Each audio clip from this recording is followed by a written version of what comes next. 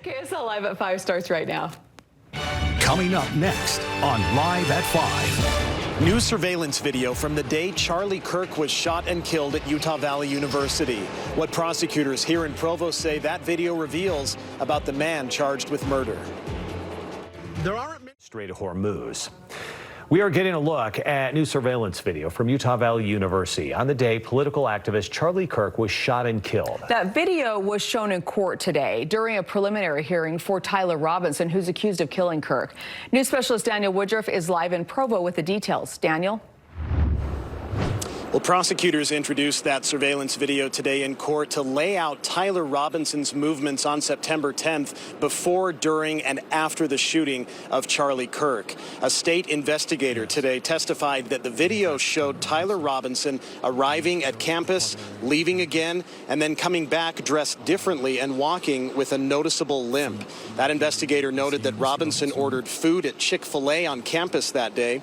He also testified about part of the surveillance video showing Robinson on the roof of a building on UVU's campus before jumping off while carrying a long object. Now, defense attorneys did not want that video shown today in court. They argued it would impact Tyler Robinson's right to a fair trial, but ultimately the judge allowed it. The court recognizes the importance of the constitutional rights of Mr. Robinson being upheld and protected.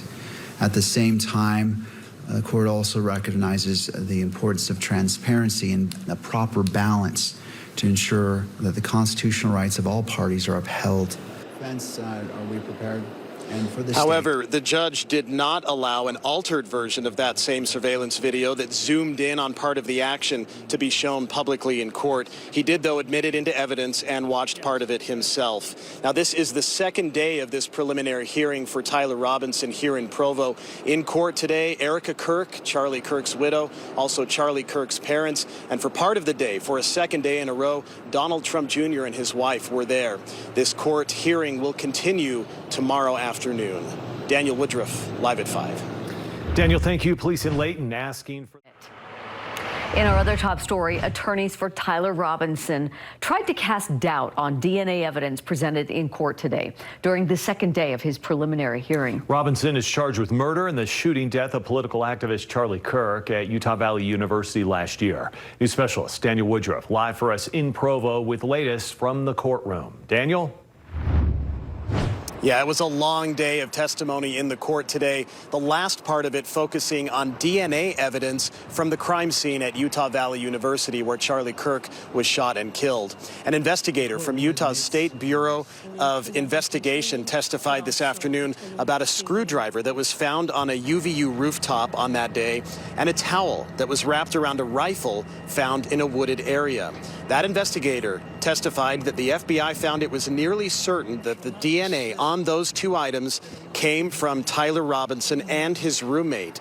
But defense attorneys called an FBI analyst to the stand to push the notion that those DNA results are not 100% certain based on the FBI's own policy. As of right now, an examiner may not state or imply that forensic autosomal DNA examinations have a zero error rate or are infallible. That is correct. And you followed that policy in this case, correct? Yes, I did. Later, when questioned by prosecutors, that FBI analyst clarified that most of the DNA found on those two items appeared to belong to Tyler Robinson, not to his roommate. Earlier today, prosecutors in court showed some surveillance video from Utah Valley University on the day that Charlie Kirk was shot and killed. And that video showed Tyler Robinson's movements before, during, and after the shooting. A witness testified about all of that, including the detail that Tyler Robinson ordered food at Chick-fil-A on that day as part of his movements on campus. This preliminary hearing now 2 days down. The third day will begin tomorrow afternoon here in Provo. We'll send it back to you. All right, Daniel Woodruff live in Utah County tonight. Daniel, thank you, and stay with KSL on air, online, and